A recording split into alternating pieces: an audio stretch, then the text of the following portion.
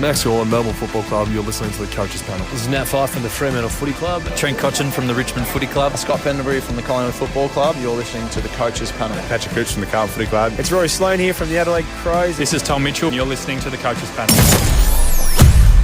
Hey, it's MJ from the Coaches Panel. I hope you're well and welcome to an AFL Fantasy Strategy Roundtable review. There is a ton of stuff we've got to talk about. The mid-season buys, they are fast approaching. There's some big injury news to a ton of players that has hit us this week.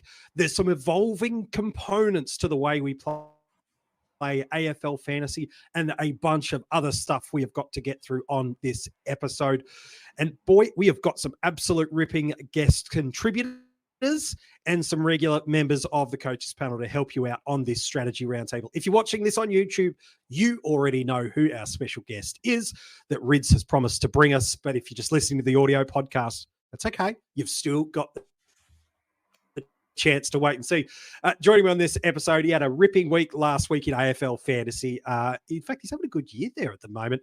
Fellow co-founder of the Coaches Panel, Rids. Hello, mate. How are you? And a big week of AFL Fantasy for us to get our teeth into. Yeah, that's right, mate. And guess what? I was going to pretend, okay, that I was Hat Chat Rids and I was going to be my own special guest to come on to CP.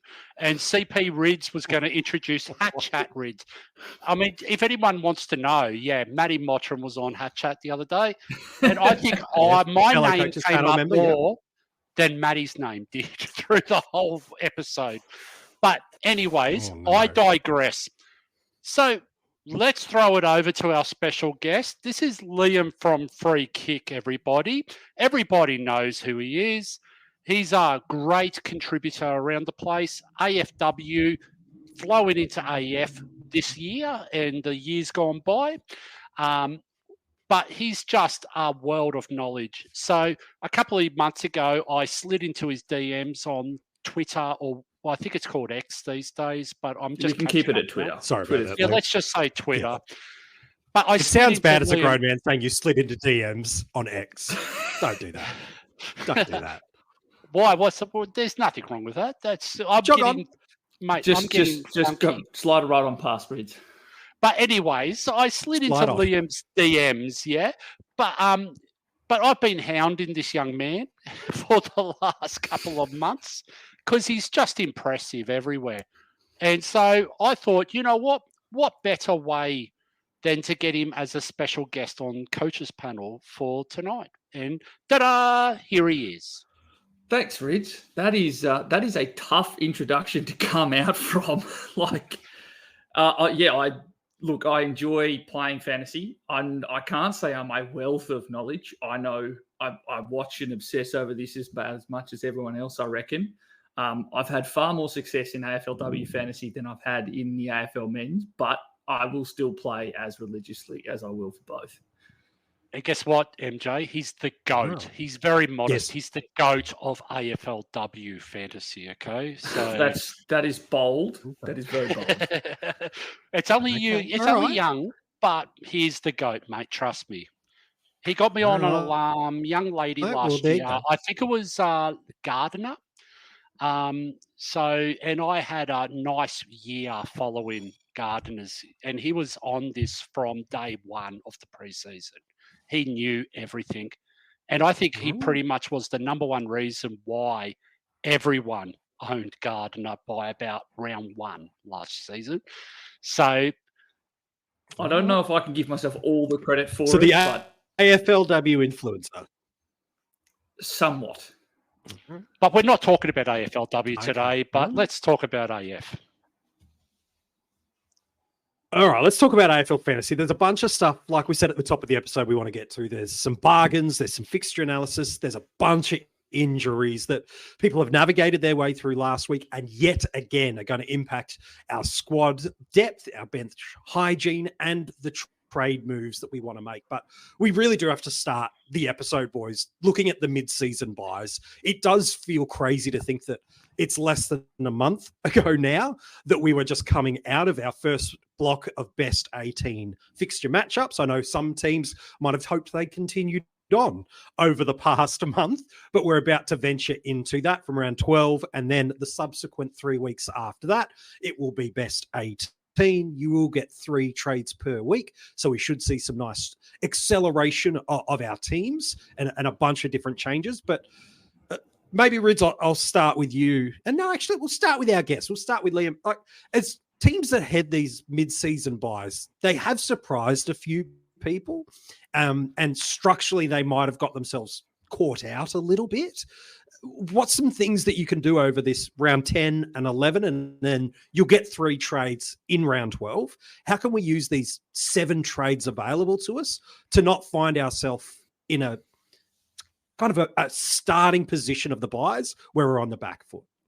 Yeah, I reckon that the main thing you probably want to be doing is just lining up how many premiums you have on each buy, and just then working backwards and going, all right, am I going to be left in a situation where I'm out 6 or 7 premiums, possibly more, particularly for that first buy when you're not going to have as much time to fix it?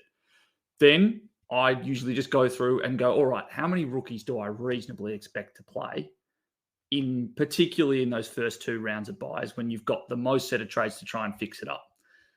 If you're running into difficulties, you're probably not going to be looking to trade in additional players on those buys. But I don't think the rookies are necessarily ones that you need to do, well, it's 2 weeks away, I've got to get a non-round 12 rookie immediately. Because what's actually going to be more important for the rest of your buys is making sure that you've got players that will actually be there for all 4 weeks. Because there's nothing worse than going, all right, yeah, let's hop on a 205K. Let's jump on Matt Roberts last year. And then 2 weeks later, he's out of the side and he becomes a red dot through the buy rounds and you're left with a real problem. You need to be making sure, and because we've got those 2 trades, you're probably basically in that round 12, you're probably going to be using 2 of your 3 trades to downgrade rookies. You can start to then work backwards from there and go, all right, if I need rookies to play in any one line because I'm a bit overloaded, that might be my week to bring in the best, the cream of the crop on that week.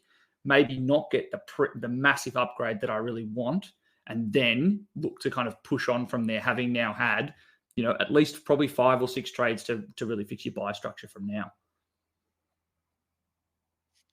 It's good. Rids, what about for you? What are some other just first things we can do for coaches that are gone, I haven't thought about it, I was focused on the first 6 weeks, I've just then I had to get Dacos, I had to get Gorn, I had to get all these guys at great price points that were hurting us or that we'd faded or whatever had happened. What's just some simple quick fix stuff we can do over these next 5-6 trades to help us over these next 2 weeks before we get there?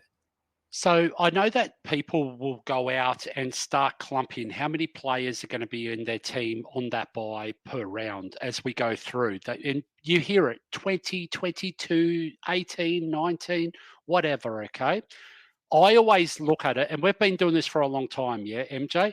We always look at our premiums on each line, because you no good have 3 premiums on the same buy in a particular line if you've only got 2 spots, okay, on the bench to actually put them onto. So the idea is try and just level it out. But when I say level it out, try and see whether you can use DPP, whether you can use the util position to try and loop them on, have your strategies there. Then what I do is I actually go a little bit deeper. I try and forget the mid prices, because I just class them, okay, whatever happens, happens. I go in and then I start looking specifically at the rookies and going, who has the best matchups with the later buys? And the perfect example of this, okay, is round 12. You've got Collingwood playing Western Bulldogs. You've got St Kilda playing West Coast, and you've got Richmond playing Geelong. I'm going to prioritise any rookie that appears for those 3 teams. And I'm talking about Collingwood, St Kilda and Richmond because they're round 15, okay? I'm going to prioritise any rookie for those 3 because of that nice matchup, because I want to try and at the very least, loop them on to be a best 18 option as I go through. But you got to do a little bit of preparation, okay, when you enter the buys, because you want to go, what time's the game? Who's going to have the E on the bench? How do I get them off the ground? How do I position a DPP? Because you might be able to loop an F6 and an M8, for instance, with a forward mid rookie. Sure. Okay. And that's sort of planning that you got to do. And that's probably, some people who are casuals. I don't think there's many casuals that listen to us yet. We all overthink this game. No, probably not. You wouldn't think so. And if there is a casual, the last thing they want to do is listen to me talk rubbish all the time. So the thing is, okay, you just got to plan. I like to do it in a spreadsheet, and then I actually show who is actually in my team each round. And then I plot out who's coming off the bye and who's the one that's going to be the value option if there is any value. Example, Tom Green after round 12 this year, or Connor Rosie after round 13, and so on and so forth. Yeah. Now, if I already own them, that's all well and good, yeah? That just means I have to find an alternative trade-in target coming off their bye. So that's how I like to do it, okay, MJ? I like that. I want to pick up on this idea of value through the buys in a moment, but Liam, you alluded to about these cash cows and coming up in the back portion of our buys, and Rid's unpacked that a little bit more. A lot of teams do have an element of a dead weight somewhere in their teams. It's not uncommon to see a Marty Hoare, a Zach Reed, even a Nick Caulfield still stuck for a lot of teams in that D8 position. Do you prioritize moving off these already existing dead options in the buy? I know the answer is team dependent, but how do we help people prioritize which are the right moves to get out of it, as opposed to just cop it on the chin and not force it for a 40 on field? I reckon we've got the advantage this year, particularly. Like D8 is quite often a dead spot in addition to R3. We've got a big advantage this year in that a lot of people have a lot of DPP flexibility through their defenders. So it's decreasing or kind of de-risking it for a little bit. I'd say, though, that a lot of it comes down to sitting down and genuinely asking yourself, if I'm trading a rookie in, what is the likelihood they're going to play 4 weeks? Are they coming in because there's a 1 week injury, 2 week injury? Have we seen them play in this side before? Is there a reason why they're not playing? So I actually think that someone like Zach Reed is a great, if you haven't already got him, now I already have him, generating me no cash on my bench, but he was someone who's picked round 1, and rookies that are picked round 1 are far more likely to be playing throughout the entirety of the year than rookies that are picked at any point after that. Zach Reed plays round 1. And even, if there are any other examples of those kind of injured players that started playing at the beginning of the year and then are coming back into the side, they are far better selections more often than not than the rookies that just appear as let's just get them in. And then 2 weeks later, they're the ones that, I traded a red dot out and I generated 100K, but I'm stuck with a red dot again. I'll tell you the perfect example is Riley Sanders. Okay. Yeah. He's actually playing in the VFL. Yeah. He's just out of favour right now. He did play round 1. We know he's a high draft pick. He is going to get more games. Okay. It's just going to be the timing of when they happen. If you own Riley Sanders, that's a red dot on your bench right now. But there's every chance he's playing through the buys, MJ, and he's got a later buy as well. So, and I know that his break even's up around the 84, 83 mark at the moment. So he may not generate the cash, but he's going to have a score that's going to be really nice in your best 18 makeup.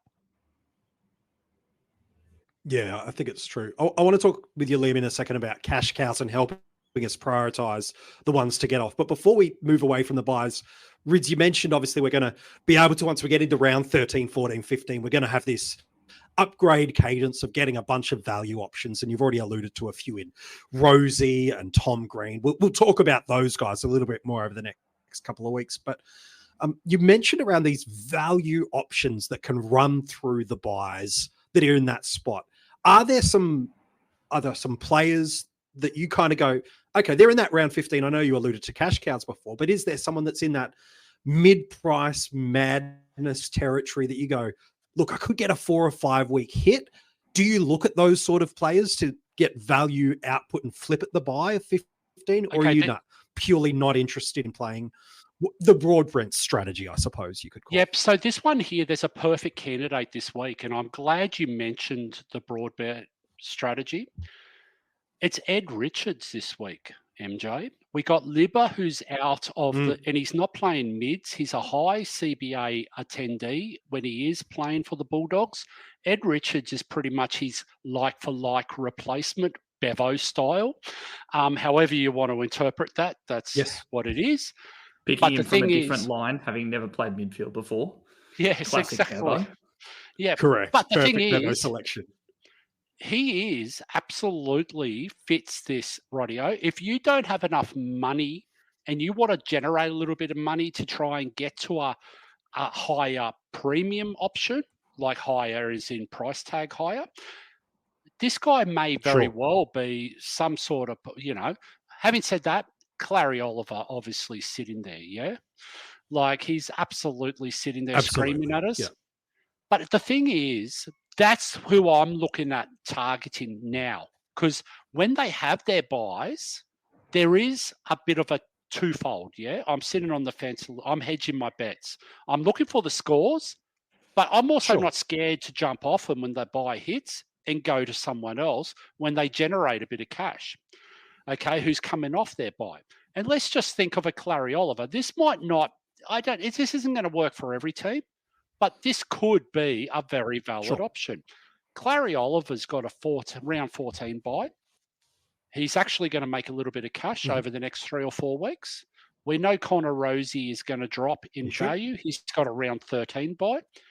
You might as well jump on Clary this week. And I know that he's the number one groupthink player, okay, of choice. But the thing is, you can hedge your bets with it, okay, MJ? You can go, rightio, I'm not really sold on how Clary's looking or how his scoring's going on this year. I'm not sure he's going to get back to his 110 days. And guess what? He's only priced at 80-something. So going at 100 might be enough for the next 3 or 4 weeks until his buy hits. And that will give enough time for Rosie to actually drop in price and bottom out and come back and hopefully, with a bit of luck, not have a hamstring that will sideline him again. So, I mean, they're the sort of tactics you can play. Maybe it's an Ed Richards, okay, that comes in and then, Libba comes back in a couple of weeks. But he's made probably 50, 80,000. He's probably scored you enough over the next couple of weeks. It might be a Tom Green then. Tom Green after round 12, and you might just go straight to the Tom Green. There's plenty of ways you can play this.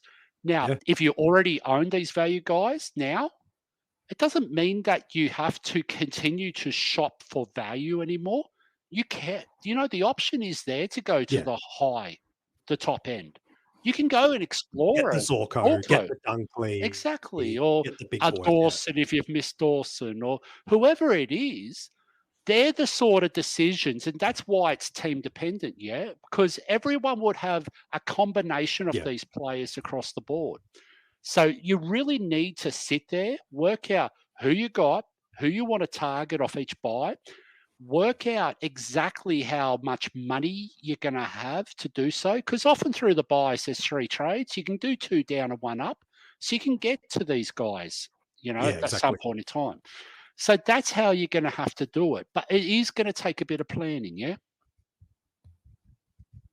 Yeah, that's one of the key things that you boys are both driving home for people as we head towards and then navigate our way through the buys is that preparation that you put in now, you should see some paying off and making sure it's nimble and adjustable as information, players, things, nuances change. This Rids just has an absolute heart attack for us on the podcast. Hey, it's going to help and navigate you through that. I just wanted to highlight as well. I know you're still talking, but that's all right. You've done this for 20 years and I'm still talking over you, so it's all good. Yeah. Hey, first interruption. Yep. At the end of the day, okay, don't let the first lot of buys set you up into a false sense of, confidence around tackling these, because they were only 2 teams, and we were able to set up our starting team to negotiate those buys. we've actually gone multiple rounds now, trading into guys at any point in time. We need to actually do a bit of a stock take and do a bit of a buy audit. I agree. There you go. There's a new term for you, a buy audit, and work out what you've got in your team and where you're settled to move into the buys. Yeah. Yeah, it's some good advice. And I think, Liam, that brings us to this interesting point. This episode is brought to you by Allstate. Some people just know they could save hundreds on car insurance by checking Allstate first. Like, you know, to check you have the tickets in your wallet first before you drive 2 hours to the big game. Seriously, you had one job. Now the closest you'll get to the 50-yard line is parking lot D. Yeah, checking first is smart. So check Allstate first for a quote that could save you hundreds. You're in good hands with Allstate. Savings vary. Terms apply. Allstate Fire and Casualty Insurance Company and Affiliates. Northbrook, Illinois. Point that as we do that, we've also got a bunch of these guys that were very popular in our starting squads and have been excellent money makers. I'm alluding to Harley Reid, Matt Roberts, and now with the injury to a Colby McKercher, where he's not just had scans, news has come out Tuesday night that he's going to miss an extended period of time. That could be as little as 4 weeks. That could be longer. I think regardless, he sits into that conversation.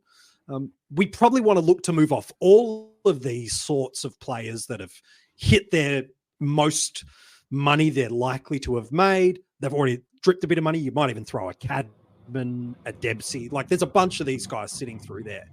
How do coaches prioritize the right ones to move off this week and next? What are the uniquenesses that we should be looking in our sides? We know it's like a team dependent, but what are the elements that we should go? We should look at that player for this reason in our team in this situation, that player in this, not just get rid of Reid. He's got a bad break even. Like, what is the actual things in the undercurrent that help us through here? I think the main thing is go and look at the run that each of those players has upcoming, because otherwise you can just get caught going, bad break even, I want to get them out. And then 2 weeks later you go, oh, they've now got 2 good games in a row through the buys. They're going to score back-to-back 75s, and that's going to save me from having to rely on, some small forward, scoring a 25, and that's now going to be kicked out of my best 18. So perfect example is Matt Roberts. We can see that he's got a changed role. And then if you have a look at the upcoming run for defenders, they've got an orange matchup and an orange matchup for designated kickers. And then if you want to look at it for wingers, they've got the hardest wing matchup coming up this week in Carlton. So that's a prime candidate and a really simple example of just bang. All right. That is definitely a way that you can be thinking about it. Out you go. He's got to leave. And then beyond that, I think it's also weighing up what's actually what's your positional value that you put on there? Kind of what's the quality of the upgrade that you might get on the other end? Because if it is a player that you've been relying on to have on field, what's the likelihood that they're going to be able to put together a score? Your upgrade will put together a score that will be, value for money in this sense. And that's been something we've had to deal with forwards all year. I think that for someone like Reid, if you're running a Reid as your F6, I think it's a far easier move to trade him out, because in all likelihood, you're probably someone who has Wilson already, and then you're going to be looping Wilson with another rookie, and you're going to have someone else that can possibly put together a ceiling score. So you might go, I'm going to pay for a player that's already in top 6, a Myers, or you're going to pay for someone cheaper, more Fisher, or go something super speculative like Sexton, all of whom can score as well as Reid, if not more, and have put together ceiling scores that are far higher than what Reid has done. And then at that point, it should kind of weed through those kind of 600 to 500K options, those ones that you've already got on field, for the ones that have really fallen and struggled. So a lot of people have, like me, a Cadman, a Thomas. I'm even starting to look at a Garcia and get concerned as that role changes.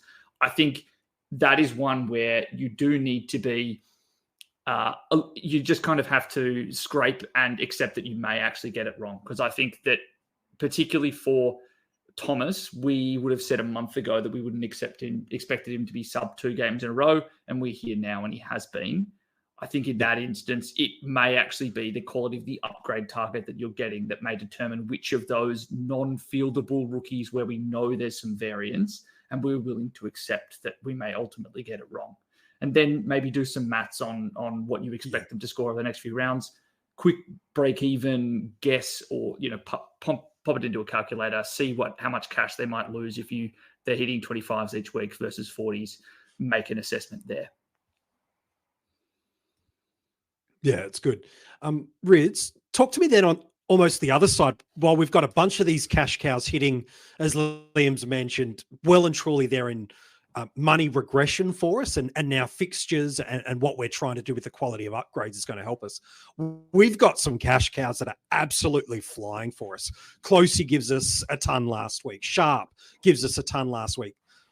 Wilson's past month, outside of probably Zorko, Heaney, and Flanders, he's been as good as any other premium forward we could have asked for on what he's been doing over these past couple of weeks.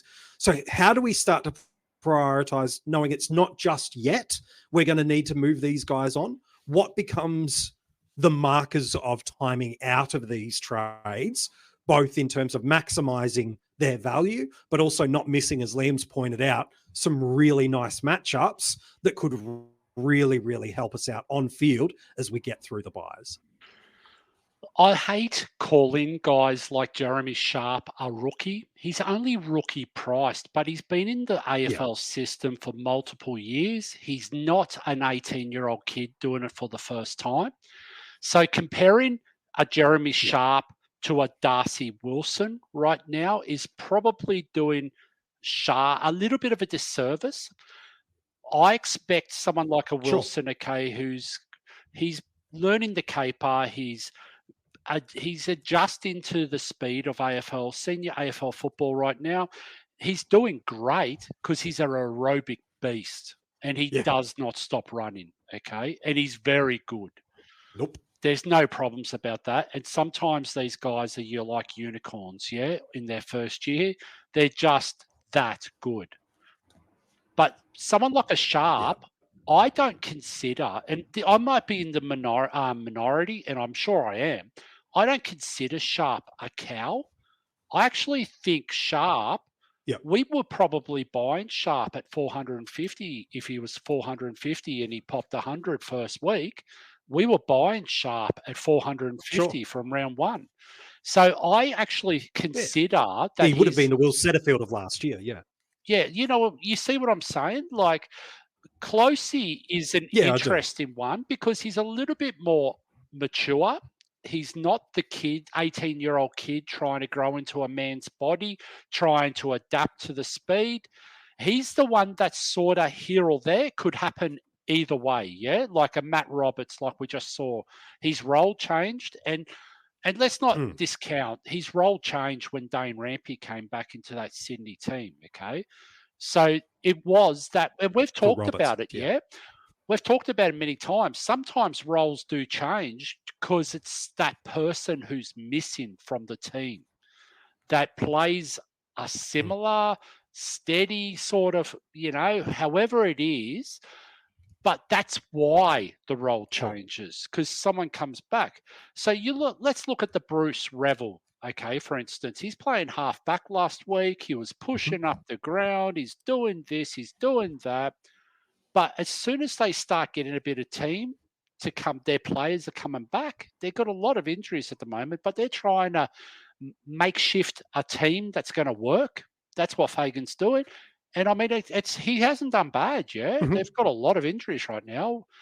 No. So the thing is, I've got more confidence in someone like him. Like, I'm considering him like a Closey, for instance.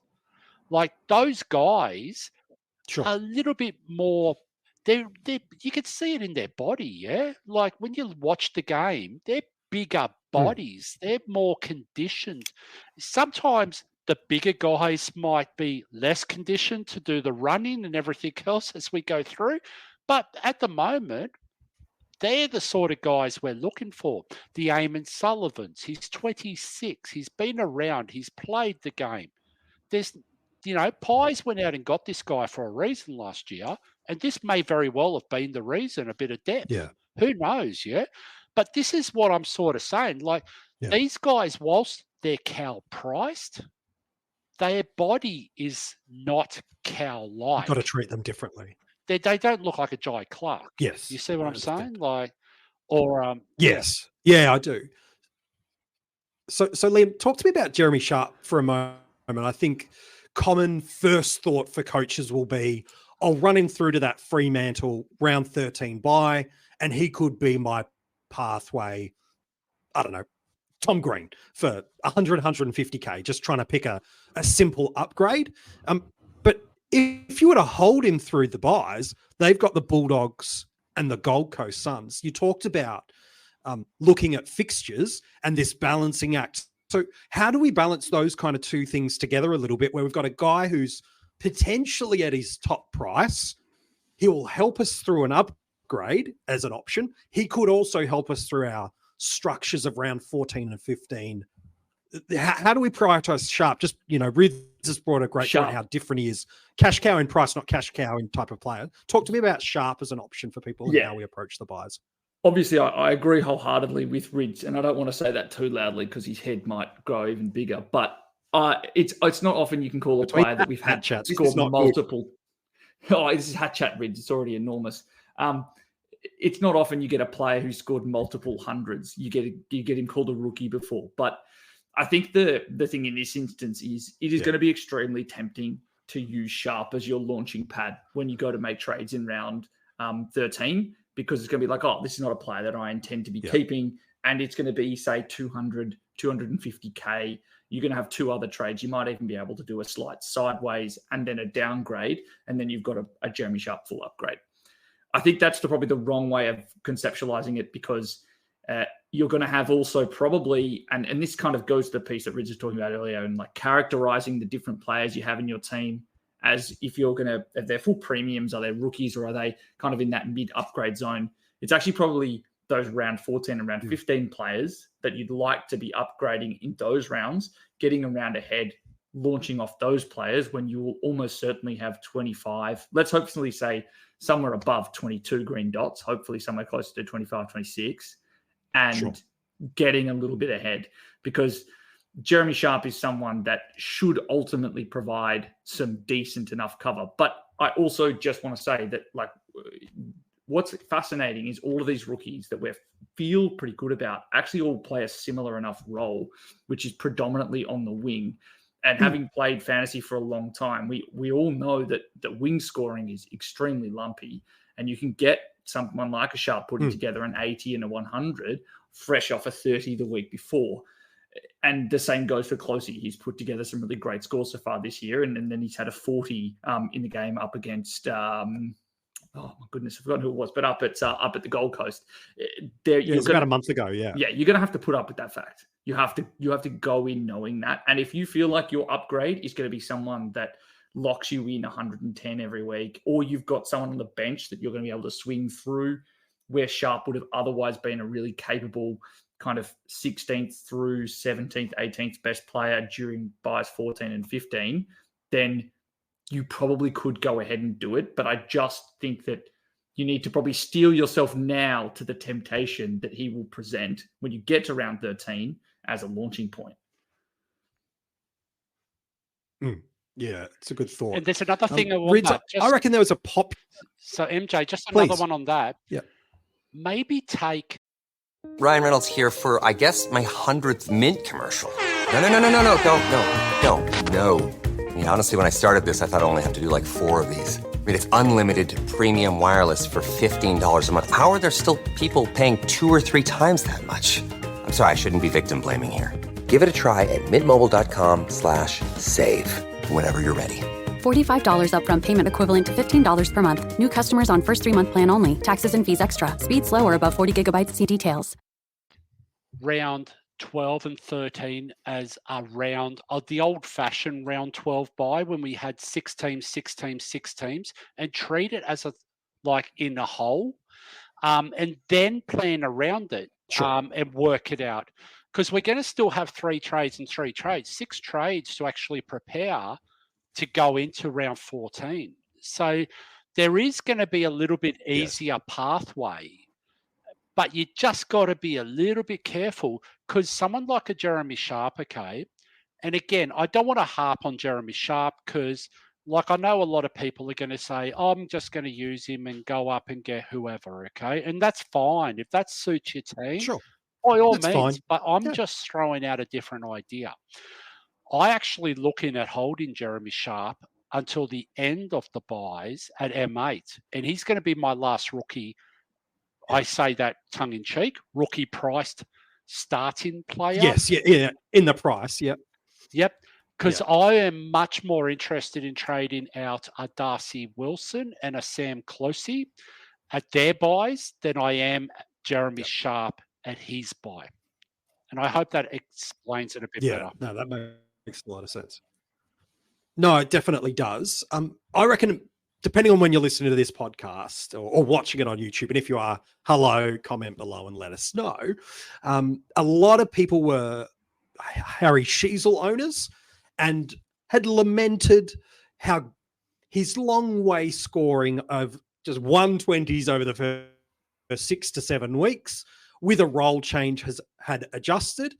And all right, he's back in the mids. He's not as frequently used as the key distribution option off halfback. It had been McKercher. It had been Fisher over the past fortnight. And a not too uncommon thought would have been, well, I might be able to, hypothetically speaking, make 200K of going Sheezel down to a Clary Oliver. And now all of a sudden, that's 200K I can throw on top of a Dempsey and get myself a Dylan Moore and really quickly get a combination out there. But with the injury news to a Colby McKercher, he is now confirmed out for an extended period of time. Again, that could be 3 weeks, 4 weeks, but whatever it is, he's injured. He's not coming back before the bye of round 12. Does that injury to McKercher, I'll start with you, Rids, and then Liam, I'm keen on your thoughts. Does that change the way you would potentially view trading out of a Harry Sheezel and using the money he's made to just redistribute the wealth a little bit more across your 30 players? What's your take on that, Rids? This one has been doing my head in all week, MJ. We're so focused on money, and we're so focused on high break evens and everything else.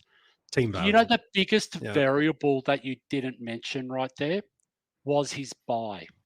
He had a round 12 buy, Harry Sheezel, Harry McKercher. And Harry McKercher had a round 12 buy, MJ. But the thing is, okay, he has 167 break even this week, and then he goes into a matchup with Port Adelaide and then has the buy. Now, I have come up, and I can't tell you, Paul Liam has had millions of messages this week. Matty Mottram has had a million messages. Everyone has had a million messages this week because it's so easy, MJ. Matt Roberts is only 120,000 short of Clary Oliver this week. Is that the easiest? It's very You can pretty tempting. much move a Cadman to any rookie and have enough to actually do that trade without even blinking. But the thing is... Cadman to a Sullivan to a Rich, and away you go. Yeah, there's a strategic element of this, okay, about I want to be aggressive. I want to trade the premium who's had a role change with an early buy with a not friendly matchup in the next couple of weeks for mids. And I say that really tongue-in-cheek because we don't know where he's going to play this week. Now with the McKercher news, you know, I know it's really, really tempting, Like, and I mean, if I said to you at the start of the year before round 1, hey, Sheezel to green, and we all got so many defense mids, is going to bank you 160,000, 180,000, whatever it is, you would call me an idiot. And you did that anyway in the preseason, but this would actually be valid because there's no way known. Over 20 years. But there's no way known you could have predicted that. So there is so many. Clary Oliver, MJ, is 720,000. Same thing. Like, it's 270K you're making. So, and let's just go back to Matty Mottram for a second, okay? Last year, when he went on his massive run, he jumped on Clary Oliver and he actually pushed his way all the way up into the top 10 and he really challenged for a back-to-back car. like Clary was a huge, significant part of that component. That's how good Clary Oliver is for those with recency bias and can't remember how good he was. Clary Oliver can football, right? 720,000, mate. Like, let's not go like overthinking this too much. But the thing is, Harry Sheezel's a gun. We all love owning Harry Sheezel, yeah? Yes. Like, I know that the first 6 weeks. Well, not last week, but every other week we have loved owning Harry Sheezel since he started, pretty much debuted. We have.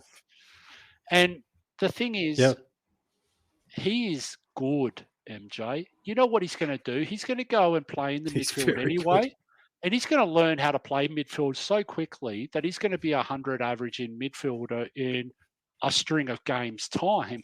It's just like, for sure. We go a little bit crazy, but we do it to be, I'm strategic, I'm aggressive, I want to push the envelope.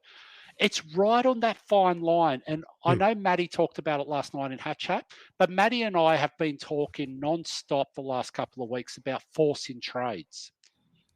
This one is so minute, okay? It's such a fine line. It's got an element of force in the trade. Because really, like, the fact is, like, but you get something pretty on the flip side by forcing the trade, and it is aggressive because you can get a leg up against everyone that decides to hold Harry Sheezel if the role maintains and he goes to 90 average over the next few weeks. Who knows how this works out? At the end of the day, we use sound logic, and we try and base our decisions on sound logic. What's our gut feel? What have we seen? What have we heard? What are we trying to do? And then at the end of the day, luck will determine whether we nail that timing of the trade. And like, I mean, I traded into Rowan Marshall last week, okay, MJ? But I did it more because you know what I'm like. A great. You know, but I did it so I wasn't with groupthink against English. I did it because I around English. Yeah, Marshall and English are going to average the same. 3 weeks ago, Marshall was the flavour of groupthink world, and people were force trading into him at over $1 million. But not much has really changed, mate. He had a sore knee and a knock, and he's been sore for 18 months. You see what I'm saying? Like, I mean, we're used to it as owners. Like, but don't forget, English had concussion issues at the start of the year. And I was saying this to Liam earlier, well, I think it was yesterday now. You know, we sometimes use recency bias a little bit. Oh, this guy has had 2 or 3 good scores in a row, so he's just going to maintain that. But we sort of forget other guy that had that and was the groupthink hype guy from 3 weeks ago. You know, but at the end of the day, these guys, it's toss a coin, who's going to average more between now and the end of the season.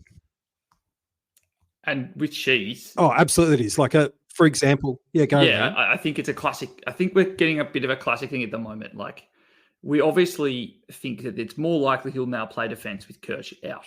Or at the very least, it probably won't be nearly as, it'll be midfield more resting defense than midfield resting forward, which is what we saw last week. Then the counter response is, 2 bad matchups upcoming. That is understandable. But I think we forget that his first game of the year, GWS, that's a bad matchup for defenders. I don't know if anyone remembers what he scored that week. It was 120. Then he's also had a tough matchup against Geelong where he had, that was 159. That's a bad matchup for defenders. He's definitely someone that can accumulate in spite of the matchup that he's playing against here. I think that's something that if you are sitting here, maybe when, you know, we were thinking on Sunday night when a game opens, you wanted to try and find that 100K, bring in 2 premiums. Sure, Sheezel seemed like the thing to do. If you change that and say, well, maybe he isn't playing full-time defense, but maybe there's more defense than he was playing last week, remind yourself of how good his scoring was, even in tough matchups. Like, I think that the Port Adelaide game poses a far less of a problem than Essendon, because if he's playing a defence against Essendon, I expect to see him get a tag, at least in part of it. But at least remind yourself of his scoring even in harder matchups, because that's what you're going to be trading out of no matter what happens. And you are locking in a potential loss of cash based on what he was at 2 weeks ago. And the other thing is, MJ, don't just look at next week.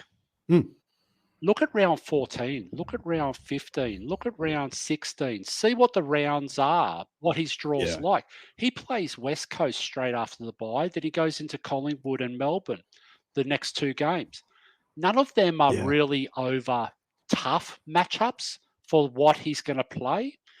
So I wouldn't mind those scores being on the ground for me through the buys, because that's going to be the most important one. So there is a strategy that you could do, and I sort of threw it up in the CP chat yesterday, okay? Well, there is a world that, you know, that you can go Sheezel to, say, Green, okay, and swing a Riley Bonner back into your defence. And then you could trade Bonner into Sheezel. But you're using 2 trades to do that, mate. And I get the whole thing that his price is dropping. But what have we said since day one, MJ? The only time a price don't matter if you don't trade is if you trade into or out of someone. At the end of the day, that's still going to look like your team dollars is crazy good. That's great. But that's, if you're not trading in and out of these guys or have any intention of doing so, then why does it matter? It shouldn't matter. Yeah.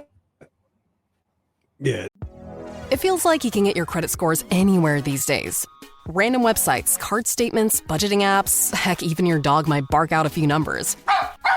It's true. Credit Karma isn't the only place you can find them. But we actually do more with your scores to help you find your next financial opportunity. Like a more rewarding credit card, a game plan that helps you pay down debt faster, or a personal loan to help you save more on interest payments each month. Cha-ching! The possibilities are kind of endless. Download Intuit Credit Karma today to get started. It's a good one. Liam, you brought a really interesting idea to the table for this strategy roundtable, and you've alluded to it a little bit, and Harry Sheezel is a nice transition into it, is we are getting to this junction point now of the season that I think it's pretty safe to say there's clearly 4, arguably 6 pretty safely, and maybe even as many as 8 teams that are very much out of the AFL finals contention. And what we do know that happens is historically this kind of halfway junction of the season that we're heading to, we do start to see these teams experiment with players in positions, which can have both a blessing and a curse for us with fantasy players. Talk to me about some of these players and teams. Where can we get some wins out of this? What are some trends you're seeing happen already? And who are some teams and players we might consider getting a little bit of an uptick that we hadn't considered in this back part of the season? Yeah, this is something that I've kind of been hot on from the beginning of the year, but I think it'll become more and more true now. And it's basically, I have a very simple way of thinking about it. But if a team is losing badly, don't be trying to trade into players that have maybe seen a new role for that 2-week period and they have been absolutely decimated. And also don't rely too heavily just on wins and losses. So the perfect example here is the Gold Coast Suns. Now, they are technically still in finals contention, but anyone that's watched the Suns over the past 6 weeks would be very confident in saying that there are parts of that team that is excellent. Matt Rao and some of their clearance work is immaculate. Their movement from the ball out of defense is horrific. So even in wins, you can get vision of Hardwick absolutely blowing a fuse in the box when some dumb kick comes out and it goes out of bounds on the full, or he is absolutely incensed even in games that they win. And as a result, unsurprisingly, we've seen a whole host of changes across the Gold Coast Suns team. Multiple times. They have been no stranger to changing things around. And I think the same, I think you're starting to see the same thing for North as well. And it's been the same all year. They've been willing to say, all right, you got a 2-week period. All right, well, we've lost 2 games in a row and you've looked poor. That's a real concern. And I think the same, and we're now getting to the stage where if you've got someone in a role that's a more experienced player, but it's getting to the stage where you're not going to make finals, don't expect them to hang around in that role. Expect to see the younger player. So a perfect example this week is Alex Sexton. So he's someone who came back into the side after having been ditched before. If we get to 3 weeks away from now and he is still kicking around, playing in defence, and Gold Coast have lost a few games in a row, I'd expect to see Connor Buderick playing and Dimmer saying, all right, well, you're not going to be in our next premiership side. We're going to kick out the young kid to play. And that can also have flow-on effects. Rids mentioned someone when we were discussing this before recording. Liam Baker is someone that is also ripe to have his role change completely. Because not so much because he's doing anything poorly himself, but it's quite often that someone else needs to move into a midfield, or they're going to try and get a look at a Tyler Sonsie as a full-time inside mid. So Liam Baker, who can play everywhere, gets thrown in a different position. So I think it's for those, you need to start looking at the teams that are at the bottom of the ladder and going, okay, you can expect a trend towards younger players and you can expect a trend towards newer roles. So unless they are truly an absolute A-grade limousine, maybe an LDU is a perfect example of, I don't expect LDU's role to change, but he'd be one of the few players at North that I could confidently say, he's not going to move from his position and also be fantasy relevant. So start to take some real skepticism from teams that are really low down the ladder. And then alternatively, it's an opportunity for rookies. That's what we need to hope for each year because, as I said earlier, a lot of the rookies that don't debut in round one don't have great job security until we get to now and teams go, all right, we've got to blood new players. That may be where we get some value from some rookies. But you've got to really now start to think, okay, it's the teams that are competing, it's the teams that are right at the top of the ladder that are ones going to have less changeable roles. They're the ones you want to be trading into with more security than trading into an Alex Sexton, trying to trade into Jack Lukosius a few weeks ago, and you end up in strife 3 weeks later when it all flips around again. Yeah, it's good. And I suppose the other side of it is we get the Sam Flanders that we did last year, which is we get the positive upswing of the role adjustment. We get the things going our way. And now all of a sudden we get the bargain of the year. So it's not just doom and gloom that you're kind of sounding the alarm for us. Here is letting us know, man, there's some great value that we don't know who they are just yet, but we could be about to be coming through the buys if we're prepared to be a little bit risky in maybe some moves and not be too slow to react. We could get some absolute ripping picks in rounds 13, 14, 15 if we're prepared to move. Yeah, but MJ, you've got to let the eye test back it up. Could I just say one thing? Could I just say one more thing? The one thing that I often talk about or often go and look back at is go look back at the draft from 3 or 4 years ago. They'll be coming into the final year of their second contract if they've done 2 and 2. They're quite often players that are going to get an extended run, particularly those high draft picks or ones that we know have fantasy pedigree. They're the ones that are quite often going to present. Like that is exactly what Sam Flanders was. We knew he had high scoring pedigree. Interim coach comes in. But those are the kind of players that you should be going, all right, they're the ones that are going to probably get a run now. And to jump right in front of Rids, watch them play and watch coaches' reactions to what they're doing. Listen to see if they've made any comments about what they like, about what they've done, or if they've got someone on the radio from the list management team talking about contract renegotiations. Use those little subtle hints to be like, I can be aggressive. I need only 1 week and I've seen enough. For those kind of in that butter zone kind of players, try and find the next Sam Flanders this year. Yeah, and there's a perfect way. We got coaches' votes every week. Sometimes we see some guys getting named in coaches' votes and we raise an eyebrow. That's where you can start paying attention because you know what? All I heard in the media last week from Dimmer after the game, or this week, I should say, was, I'm so proud of Alex Sexton. I gave him a challenge. I sent him back to the VFL.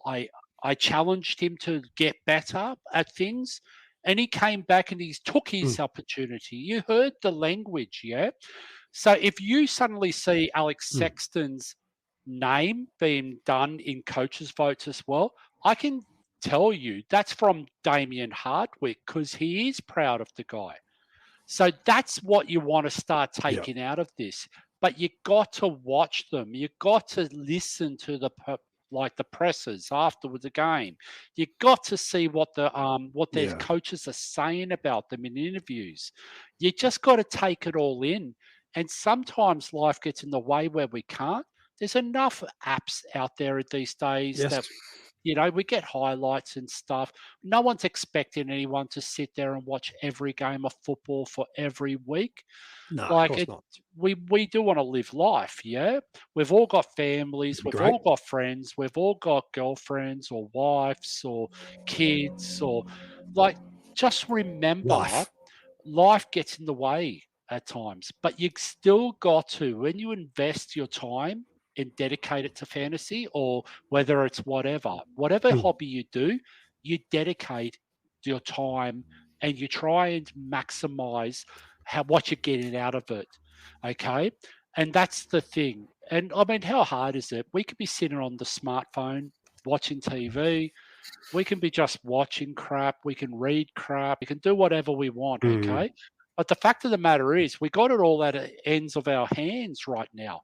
So let's utilize this, but don't let it control your life. Yeah, that's really, really good. Two last things before we wrap up the episode that I want to talk about. Is there's this interesting spot I think we're in at the moment. We've talked a lot about these value options that are presenting to us, and understandably too, by the way, why so many people that didn't get into Clary last week are going, even in a tough matchup on fixture. Boy, I think it's like 6 free kicks against or something crazy. Like it potentially is a 25-point turnaround right there. Talk to me about this interesting spot we're in, lads, where you've got players such as a Clayton Oliver that is just undeniable value, 200,000 off, if not more, from their starting price, had cause for why the scoring had slowed, and now those reasons seem to be turning into that positive uptake. And then on the other side, you've got guys that are at a top-end price point, a Dawson this week, a Dunkley this week, a Zorko this week. Yes, different buyers, and I understand that, but players that aren't offering you any sense of value, but their fixtures for a 3 or 4 week run, their captaincy options, they could go runs of 130s, 140s and present value, maybe not in a financial sense, but in a scoring sense. How do teams kind of balance that out where it's like, do I go save myself the 200K hypothetically and get the Oliver? Or do I get the guy that fixture-wise could be the top scoring guy for the next month, be my captain, and absolutely shred it for me? How do teams, and maybe Liam, I'll start with you, and then Rids, you can bring us home on it. How do coaches make that differential decision? Because you can feel a little paralyzed, and then the dollars might define it. How do you make the decision when you're stuck in that kind of fixture versus bargain? This one's real tough. I do think that this is the most team-dependent choice that you can ultimately make, and I think it predominantly comes down to your bench war chest, because I think that if you are, like me, running a number of 400K stalled rookies, then Clary Oliver is a far superior option just because of the volume. Like I can get someone who can average 105 on top of someone who, like Matt Roberts, has averaged 60 less, whatever it is. It's a pittance in the last few weeks. That's far more important to me than trying to find some way to come up with a really unique trade, trying to take a Sheezel down to a Dawson, if we want to use that example, or a Dunkley, or trying to take a Tom Powell up to Dane Zorko. I think it is kind of really looking at, well, what kind of cash do I have to spend, and how I'm going to make sure that I have a war chest to be able to use during the buys, as opposed to getting a bit ahead of myself and going, I need the shiny object now. I think that if you've got some good cash generation already, if you've got a Jordan suite that you know you're going to be able to trade out of, and you've already jumped on one of the Collingwood rookies and you're not sitting on a lot of red dots, then I think looking at taking a Tom Powell up to a Dane Zorko, for example, if you're not frightened off by the injury risk, then that might be a far better way to generate cash than a Clary, who, for all intents and purposes, you could probably afford next week. It does just come down to looking at and putting a number to it, looking at your bench and saying, how much more cash do I expect you to make, or how much I expect you to drop by the time your buy arrives, and then assessing like what is the more important priority here. Don't just leave it to, I think Clary will score this much. I think Dawson will average 140 over the next month. That's going to become an impossible thing because it's so easy to get caught up in the hype. Like, I like shiny things in my team as well. It really does. You really need to be diligent and in thinking about what are the key driving factors to good scores during the buys. And it's quite often actually some planning on rookies now, as opposed to flying on the run and bringing in whichever 200K comes in any given week. Yeah, it's good. Reads, your take on that? Yeah, so I 100% agree. Okay, so I do a little simple exercise. I go, who am I trading out? What's my expectation of the guy trading in? And then I work out how much points wise that would be.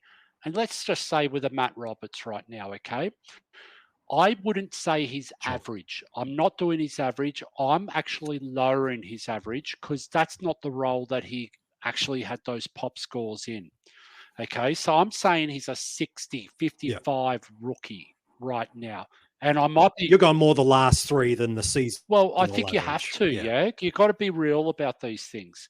Clary Oliver, I like to think I'm going to go the lower end of what I expect. I'm going to say he's a 100 guy. For that 120,000, I'm getting a gain of 40 points in that way. Then I go, okay, a Tom Powell. I'm going to, same sort of principle, okay? I'm going to call him a 75 guy. Dane Zorko, I'm going to call him a 110 guy. I know he's averaging a bit more, but that's what I'm going to do. How much dollars between them and how many points extra am I getting for that? And then work out who fits your team the best. Okay? Because at the end of the day, that won't hurt going Powell to Zorko with your buy structure because they've got the same buy. But Liam's 100% correct. It may not be improving your team. Like, we all want the shiny guy. We all want the captain option. We all want Dane Zorko versus Richmond, yeah? We all are 100%. But guess what? He gets it in. He might get 100 in the first half and Brisbane might be 10 goals up at halftime. He might get a vest and finish and get an in-game rest. Manage time. Who knows what happens? Well, we saw Fagan do that last year. Yeah, but who knows what happens, MJ? We are talking about a 35-year-old guy with a history of soft tissues. Like at the end of the day, we do have to be cautious because are we comfortable buying into that? Yes or no? But there's going to be a point in time where we're going to have to go, enough's enough. We are buying into him. But I don't think we're there right now. We don't want to be taking those risks entering the buys because we're relying on this guy to play 13, 14, 15 to get us through the buys, 100% we will be. Yeah, that's a really good take. Were you going to say something else before one last thing I want to say there is? No, I was just gonna. I was just gonna highlight something as well. Yeah, he was. There's going to be a balance between going to the top end to going to the value, but think about it like this: if I go to the top end, do I have enough money to get the guy I really want in a week, next week, or in 2 weeks' time? Because you're going to have some sort of mind, okay? You're going to go, I want to trade into, let's just say, Tom Green at round 13. I want to trade into Connor Rosie in round 13, round 14. Work it out. Are you going to handcuff yourself? Are you going to stop yourself from having that ability to do so? And Liam's right. You look at the bench cover, but guess what? Jordan Sweet right now is an unknown variable because there is a possibility that you want to hold him all the way through to round 16 at this point in time. Don't bank on using his cash. guessing that Soldo is going to be back at round 14. We just don't. The holiday season officially starts when you get that first card in the mail. Shutterfly makes it easy to add more meaning to the everyday with hundreds of holiday card designs that can be personalized in seconds with your favorite photos from this year. Select your greeting, customize the color, and even add little extras like personalized foil to make a holiday card that really shines. Enjoy 40% off with code SMILE40 at Shutterfly.com and send something meaningful this year. See site for more details.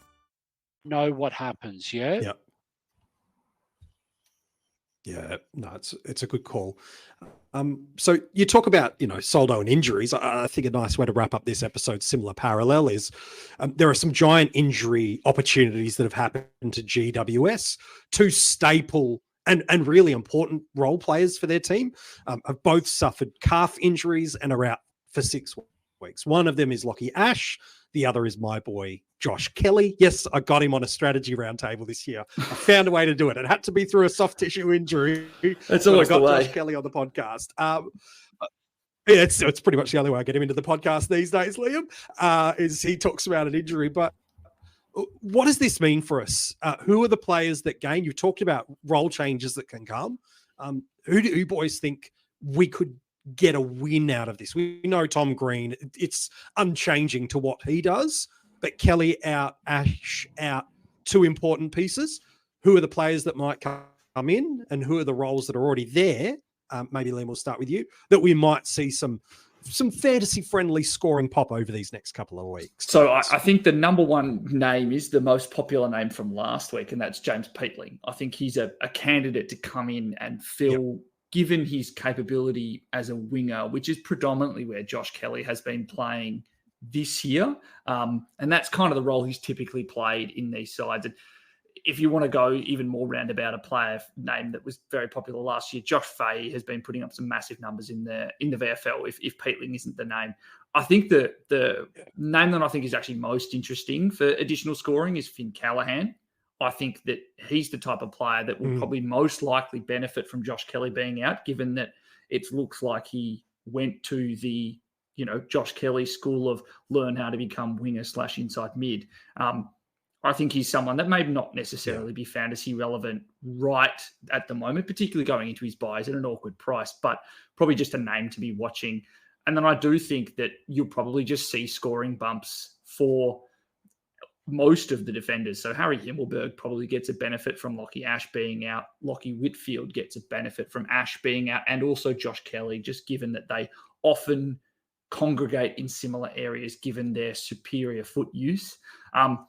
I can't see, I ultimately think that there's probably just going to be a sharing of that market share. I'm the one who gets the Rowan market share reference in this episode of Coach's Panel. I think that you're probably going to see a percentage point boost across a lot of these players. But I personally think that it's going to be those defenders that see the biggest benefit. And if you're a Lockie Whitfield holder and you've suffered those last 2 weeks, you've actually probably got a beautiful sunrise coming for you this week and going through the next 6 weeks. I'm going to throw up an interesting name, MJ. For you, any additional pieces? Yeah, I've got an interesting name that I just want to keep an eye on. I'm not saying anything's going to happen. Just keep an eye on him for the next couple of weeks. That's Nick Haynes. Sure. He played a lot forward last week. Yeah. He had a different role. He could easily slide into a wing. He could slide behind the ball. He's done it before. He's 590,000. He might be someone just to monitor over the next couple of weeks to see whether he gets a more fantasy-friendly role that comes from this, because he's the sort of Mr. Fixer that the Giants might go to. Yeah. And again, as you've mentioned, you get 2 weeks of sample size. You look at it, we know it's a 6-week injury. All of a sudden you get rounds 13, 14, 15, and boom, all of a sudden Haynes can get you through there as an example of how it could work. So yeah, it's a good shout from you, Rids. Liam, an absolute pleasure to have you on the podcast this week. Where can we find you? Find about the great work you've been doing. How can people keep in touch with you? If this is their first introduction to you, it's nice for them to meet you, but where can they keep in touch with the fine work you're doing in the AFL fantasy community? Well, you can find me on Twitter. I'm going to give it its old name, at Liam AFLW Fantasy. And as much as it's not going on at the moment, Free Kick is an AFLW Fantasy podcast I do with 3 other hosts. It'll kick off at the beginning of July when the AFLW preseason starts, and then we'll run through the entirety of the seasons, doing similar to AFL men's podcasting, style and structure with a couple of pods a week and a whole bunch of different content out there. So yeah, please do, if you like the style of my analysis, welcome to a select group of people. You will probably hear similar things on Free Kick Pod as well. No, awesome. Hey, mate, it's been a pleasure having you on the podcast. A fantastic debut. I'm sure we'll get you back. And Rids, you're now 2 for 2 of promising me. I'm going to bring some high quality guests into the podcast. You brought Matty Mottram actually into the coaches panel fold now because of that. Now you brought Liam. So Rids, as always, a pleasure. And you're 2 for 2 on your guests. So don't screw up the third, mate. MJ, I've already 3 from 3 too, because I've got Vams as well under my banner, I believe. So I think that's 3 friends I've got, mate. Yep. I've only got 3 friends. Don't discount. All right. Okay. Yep. Hey, listen, do you want me to do the Tim Guest You're a grand C? slam. Do you want me to do the Triple C League? Yes. Still? Yes, I was going to get to that, but if you want to hit that, that's fine. Go on. Hit us with the update. Where are you ranked? Because I think you had a good win last week. Oh, no, don't care about where you're at, that. I'm just going to do the spiel that Tim involved. sent us. Let me see if I could stuff this up. Yeah. Okay. So, all right. Special. Yeah. So basically, if you don't know, the Content Creators Cup is a great initiative that the boys have done. The AFL Fantasy Fanatics, getting all the not all, but a bunch of popular podcasters together in a league against each other. $5,000 grand prize for charities. Absolute content creator purgatory if you come last, which I'm well and truly heading towards at the moment. So we'll see how we go. But Rids, there is a little spiel you can give to give people a chance to get thousands of dollars of worth of value for free. There's the hook. Try not to butcher the credit mention, please. Here we go. Mate, I'm going to butcher this, okay? So, Guesty, just in case you're listening, I promised you that I wouldn't butcher this, but I will. Sorry, Tim. Special thanks to Infinite Wealth. Make smarter financial decisions. Now, if you jump along to infinitewealth.com.au/AFL Fantasy, you can actually claim a free gift valued at $2,995. You actually said last week it was worth $3,000, MJ. Come on, mate. It was $2,000. Nearly 3,000. Yeah, well, it's still a monster gift. So jump along to it, okay, people. It's available to every AFL fantasy coach, and they're the proud sponsors of the Content Creators Cup League. And forever, we just want to say thanks to the guys for actually doing that. And, it's good to see Bales, who actually had a hell of a season last year, actually have some good luck this year. And he's actually dominating this league outside of, there's only 2 content creator that are going any good. That's Mitch from the Ball Boys, DC from Hatchat. That's my Hatchat, by the way, just out of interest. And we've seen Liam on the Hat Chat. Here we go. Yeah, but it's my Hat Chat. And then we've also got If Bales. you're still listening, I apologise. Yeah, so these guys are just legends. Anyway, I smashed Timmy Guest last week. If you want to hear about Timmy buying 13 properties by the age of 28 or something, or 29, go out, give him a call. He'll tell you all about it, okay? Or tweet him. That's even better.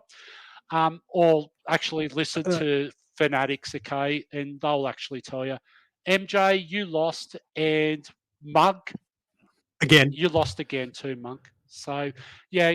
So I'm actually the AFL coach on the CP channel this year. So thank you very much.